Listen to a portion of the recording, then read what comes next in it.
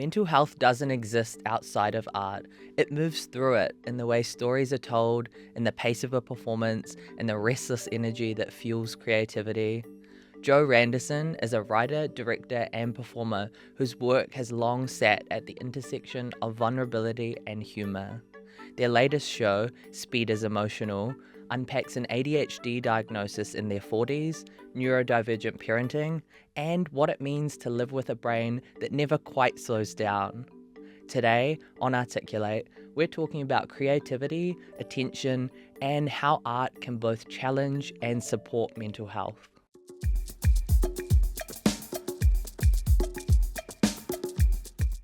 Thank you so much for coming in today, Jo. It's so nice to have you here. Welcome. Thanks. It's great to be here. Thanks for having me here. Do we want to just quickly address the Hills hat in the room? Well, you said express yourself with what you're wearing, so I thought I'd bring in my neurodivergent hat. I made it myself. It's a Hills hat, as you say, but then I've just customized it with this fringe that I've sewn on quite painstakingly, and it's it comes I like up it because if I'm talking in a crowd, I can just sort of like, I want to talk to a person, and then I can just sort of... You're like, I'm done with this conversation. Yeah, that's right. Thank because you. Sometimes you want to move through like a crowd of people, and I'm just kind of like, don't talk to me. I'm just going to get ready for the show. Or, sometimes I'm just like, it's like when you wear a set of headphones. yeah. Sort of vibe. It's giving off like, don't bother me right now Exactly. energy. It's kind of like, but it's also like, look at me, but don't talk to me. Yeah, I want you to notice me, but like, I do not want to actually engage in anything at this moment. I'm glad it's doing its purpose. Oh, I need one myself. And it kind of reminds me of like the curtain that comes past with the theatre as well, with like the sliding quite fringe curtain. And it does this lovely thing. It feels like you're underwater. I feel like I'm a jellyfish. I love it. It's bobbing. It's bobbing.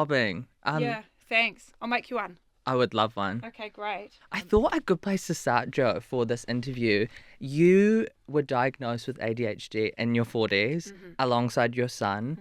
For a first question, what did that moment reframe for you about, not only your past, but your parenting and your creative life?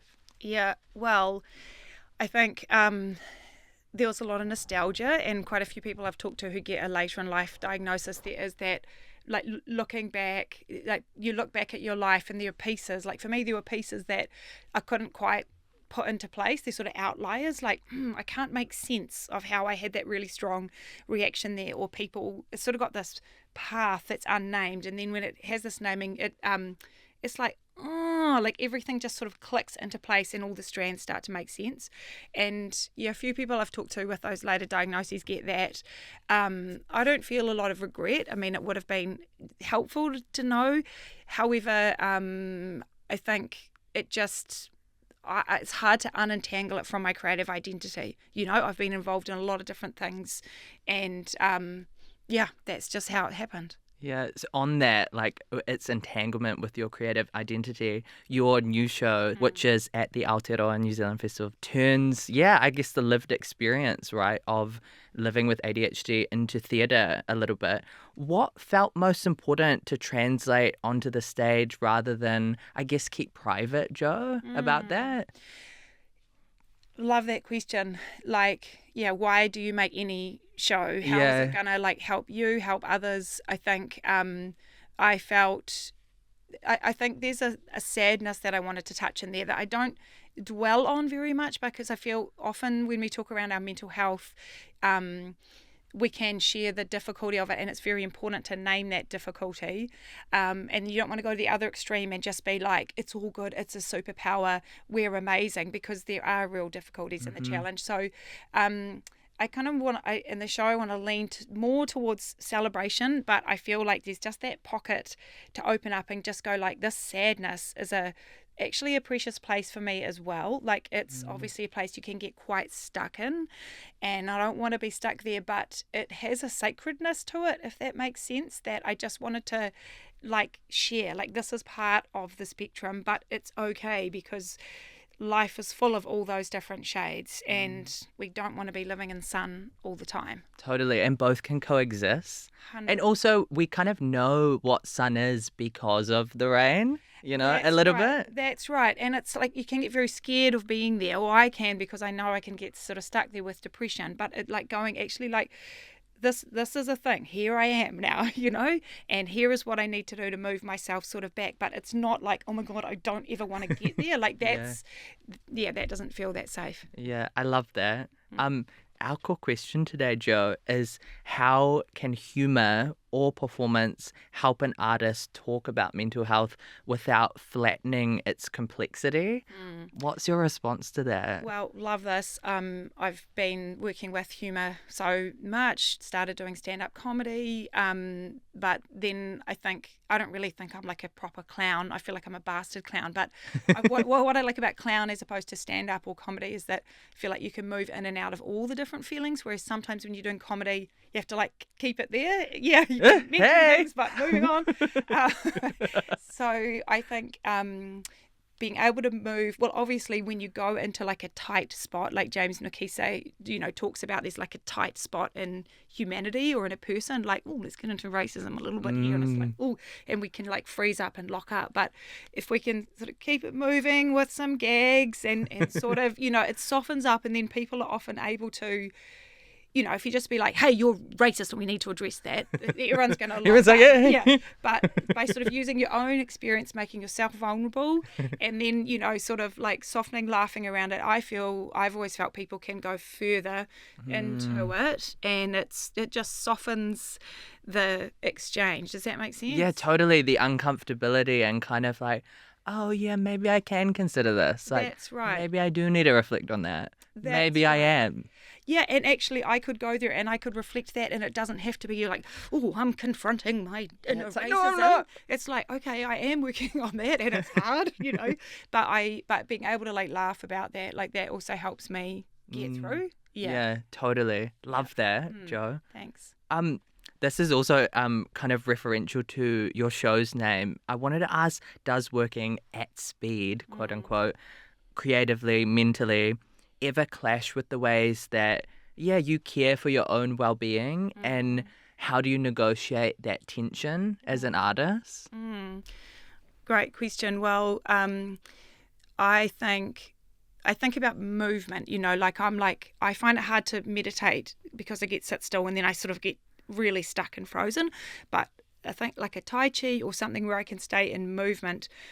So it's not always just speed, it's kind of movement, because I feel like I go deep diving when I sort of like hyper focus on a thing and get into my art headspace. So but because I'm like moving and around it, I feel like I'm holding my breath and going like deep down under the water, and there's a kind of slowness that happens in there, this kind of single focus and blocking. It's like the feeling of having the hat, I can it feels really spacious to me in there, and even if it might seem fast, like maybe I'm only just moving fast to try and get all the other stuff out of the way, like, I'm doing these emails because I don't want to be doing it, I want to get to the thing, and then I think studies always say that when we're doing one, if it's handwriting or sewing or cooking or just focusing on that creative task in the broad sense of creative, it's so good for us to be there. So there's a kind of slowness that I have access to too. Yeah, I love that. I read something recently, and this is what I'm trying to lean into more this year,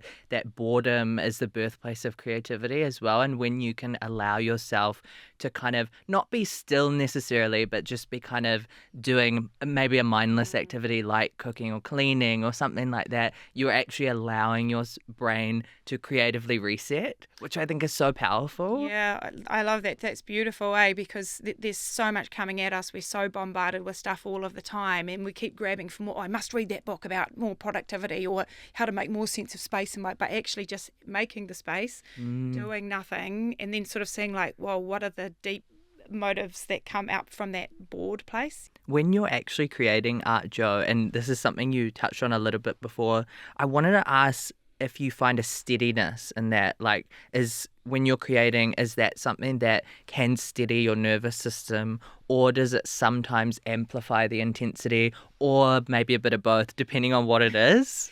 You're totally on the money. I've just started rehearsing this week. Oh, okay. And it is like, I'm so happy. I love being here, but I have noticed like my sleeping goes a little bit out the window because I just keep thinking about it. So yeah, that's why I have to engage quite actively in my calming and grounding things, which for me is being out in nature, doing gardens, things like that. So it both calms me to be there, but I just want to live there all the time, and I have to remember to keep touching into, food. That's a good one. Eating. Exercise. I love a steam room, or just like getting in contact with my body. The phrase that I often tell myself is out of the mind and into the body really helps me, just being in the physical now rather than like up in like a place of somewhere scattered, or I don't really like that word scattered, but kind of in the brain rather than in the body. It can just rattle around up in there. And you're just kind of hovering there, but you're not really here.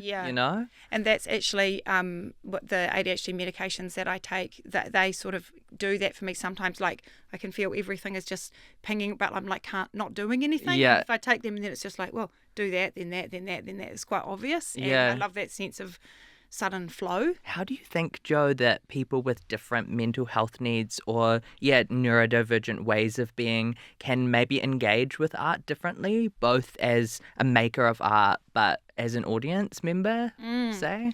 Well, I think that there are three things that kind of come to mind.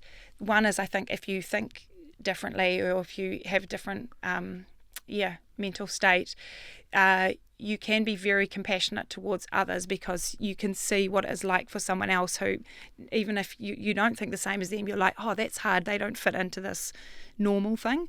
So I think there's a lot of compassion that can come up for it. I think there's a lot of adaptability, which is extremely creative. Of course, here's a stuck place, how do we move around it? So I think being able to go, okay, I have to go to this board meeting and sit around a table for 2 hours. I'm not going to be able to sit still that time. I'll be the whiteboard monitor, or I'll refill, So there's a adaptability and creativity. And also I think there's a real sort of proactive, like you have to be your own advocate. If the space isn't there for you, you have to go, oh, I'm just going to use this little corner here and be stretching, because I can't stay all that time. So I think those three components are the strongest things for me, that are really great assets in being a maker. Like, it's just like, we'll get around it, we'll find a way. But I guess you have to be quite communicative as well to ask for your needs. I mean, you don't have to be graceful in doing it. It's hard. But if you can be a bit graceful and a bit funny maybe as well, then you're like, I'm just gonna do this. That's right. And sometimes you sort of like sacrifice yourself up as a clown, like, sorry, it's just my stupid ADHD brain or whatever. Can we put that in another form or in a colour? and I don't always like making myself the fool, but sometimes it works, I've often found that in my experience, it helps if I name what I'm about to do. Like I just say, I'm gonna do this, like I kind of announce it, and it helps me kind of, I'm like, it's like preparing people who are around me. I'm like, this is what I'm gonna do, just letting you all know. Yes, and FYI. Exactly, and it helps them as well too. I think then they're like, oh, okay, just going wild for a moment here, guys. Yeah. Like, okay, we're going wild. Well, that's cool, like, rather than where's he going? When you're sharing something as personal, Jo, as neurodivergence or mental health, what responsibilities do you feel towards people who may see themselves reflected in the work? I think I take care to go, this is my story. I'm not speaking for everyone. And I think identities are complex. Like, there is neurodivergence, but there is also, I'm a 50-year-old Pākehā woman living here in Te Whanganui Atara, who's done a lot of theatre. Like, there are all these other, I'm a parent, so it's never just like your identity will be a mix of all of those things. So my ADHD will be presented, in that sort of woven mat. So I think that's like taking care to go, like, I'm just speaking for myself. But at the same time, of course, some people will go, oh, that's what ADHD is like. So I think that's why I feel I have a responsibility to share the difficulties and challenges about that, as well as the good things, and go, it's not an either or, but to not make light of them. And I think there's a thing, like Hannah Gadsby wrote that line so beautifully about kind of going, I don't want to like just laugh at myself, because it's easy to go make us the fall guys and sort of be like, sorry, we're all neurodivergent, we won't be able to read a schedule. But I can read a schedule. I make my own schedules, but I just make them quite differently to those Excel spreadsheet ones. Mine are quite colourful. They don't have straight lines. They're more like blobs. And other people, like, we made a props list that I completely understand, and other people are like, that is rubbish. And I'm like, but to me, that's creative and artistic, and I understand. So it's just sort of putting it in your own language, which I think is such a clear like link to art as well, and being creative. So yeah, I don't quite know how I got there from your question. Yeah, no, it's good. It's like interpreting the world in your own unique way. And I think like we all need to do that more. And why is everything so standardized as well? Like, why does it have to be an Excel spreadsheet? I don't even like, does anyone like Excel? If there is a person, please write in who, if you love it. And I want to ask you about that. Bring back Excel. Yeah. No, absolutely. And I think ultimately that with the show as well, it's to kind of go like, because I find if I'm saying, hey, as an ADHD person, I want to do stretching the corner, often other people are like, me too, actually. I'm not ADHD, but I just can't sit that long. Yeah. So I think for me, that's the main goal, is just to kind of go like, we all go fast, we all go slow, we're all a bit different. And it opens up space. I often find if you open up that space there, it allows people to, you know, make their own space wherever they are. So for me, that's the goal, was in a way, it's like even beyond labels, and just go like, you know, what are people's needs in the room and how can we make it work? Yeah, and everything's okay. Like nothing is like everyone can be comfortable here. That's right. Unless there's like violence or whatever. Yeah. Like, I guess then we have the human rights decree and things like that. But absolutely, yeah. Yeah, like I need to kill someone to be comfortable. No, I'm sorry, but we draw the line. That's a hard no. That's a hard line. Yeah. Your recent book, Jo, Secret Art Powers, suggests that art has hidden and everyday capacities. And I want to ask, what's one power of art that you feel is especially vital for mental health right now? I think that naming and the expression, it makes me think of if we work with more vulnerable communities or younger communities, you know, sometimes stuff comes out through the process of being creative because there are experiences sitting there that have not had space to express themselves. So I think, you know, just making space for people to say, this is how it is for me. Like, in a way, I feel like art, in a very core way, just like does this. This is a record of my experience right now.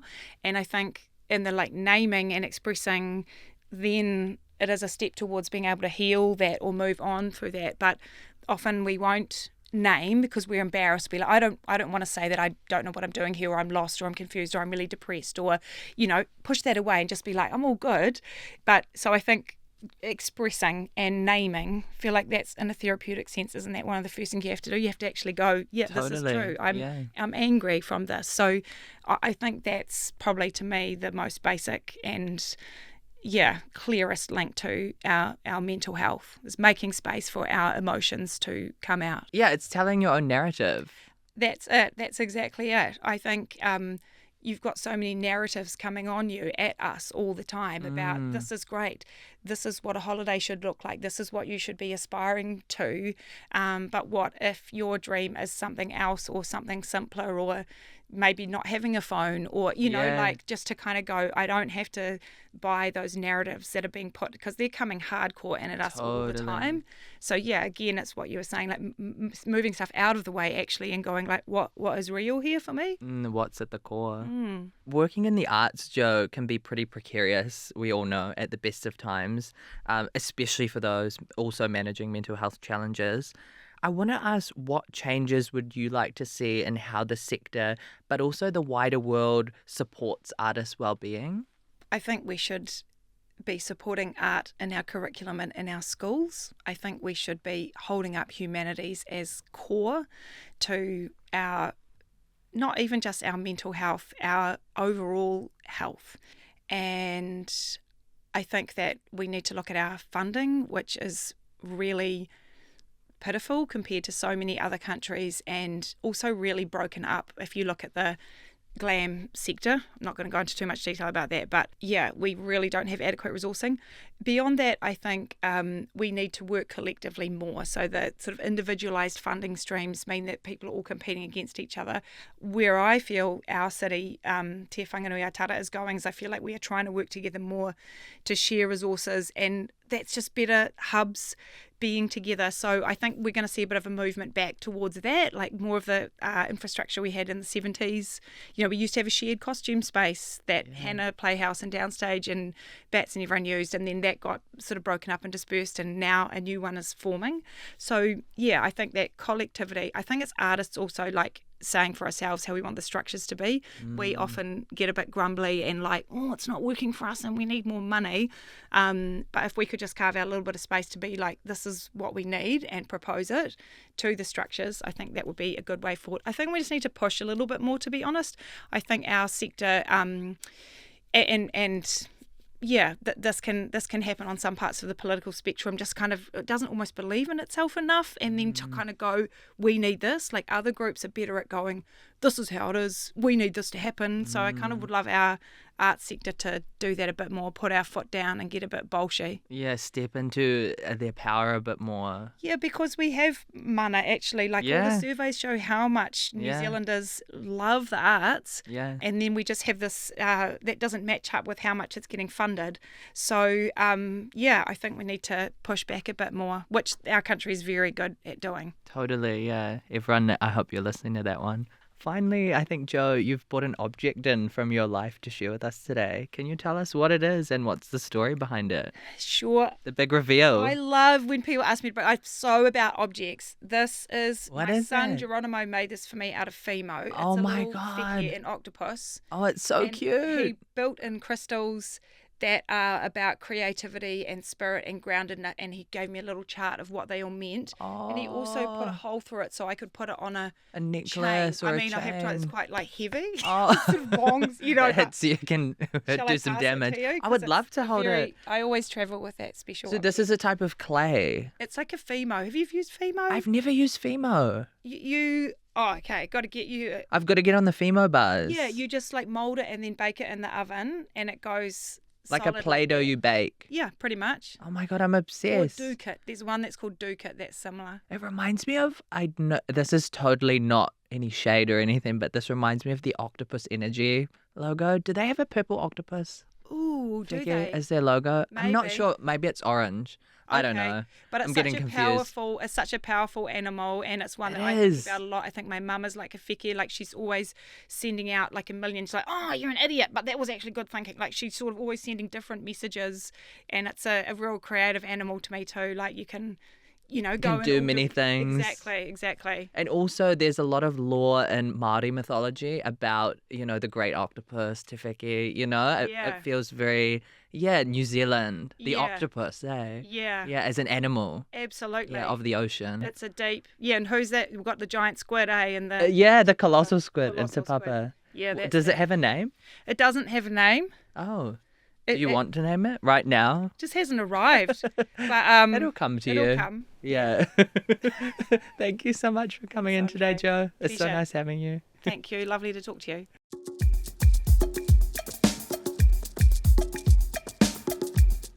Art can be a way of making sense of what overwhelms us. It can hold joy and exhaustion, clarity and chaos, all at once.